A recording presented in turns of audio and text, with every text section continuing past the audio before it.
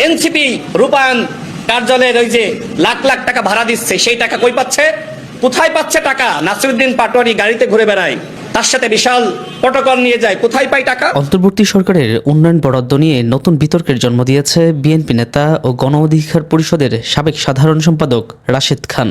সম্প্রতি অনুষ্ঠিত ত্রয়োদশ জাতীয় সংসদ নির্বাচনে জামায়াত এনসিপি জোটের ৭৭টি আসন পাওয়া নিয়ে বিস্ফোরক অভিযোগ তুলেছেন তিনি। সোমবার ১ জুন নিজের ভেরিফাইড ফেসবুক অ্যাকাউন্টে দেওয়া পোস্টে রাশেদ খান দাবি করেন, উন্নয়নের নামে বরাদ্দ দেওয়া কোটি কোটি টাকা ব্যবহার করে জামায়াত ও এনসিপিকে নির্বাচনের সুবিধা দেওয়া হয়েছে। তার অভিযোগ, কুমিল্লার দেবিদ্বার উপজেলা উন্নয়নের জন্য এনসিপি নেতা হাসনাত আবদুল্লাহ ১০ কোটি টাকা বরাদ্দ পেয়েছিলেন।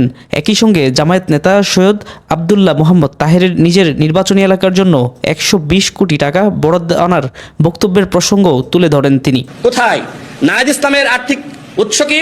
সার্জিস আলম, ওই যে একজন নারী ৪০ লাখ টাকা সার্জিস আলমকে দেওয়ার জন্য একজনের কাছে দিয়ে গিয়েছিল। পরবর্তীতে সেই নারীর অডিও আমরা শুনেছি কিভাবে এনসিপি চাঁদাবাজি করছে। আজকে এনসিপির আর্থিক উৎস হলো চাঁদাবাজি। রাশেদ খানের ভাষ্য, রাজনৈতিক নেতাদের মাধ্যমে উন্নয়ন বরাদ্দ দিয়ে নির্বাচনী মাঠে বিশেষ সুবিধা সৃষ্টি করা হয়েছে।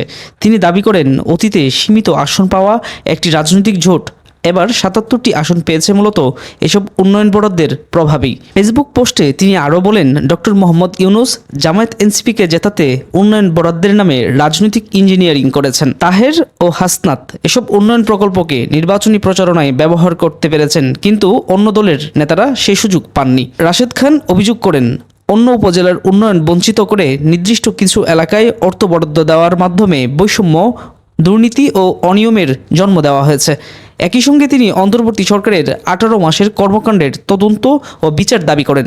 Sabbir Arafat, BD24 report, Dhaka.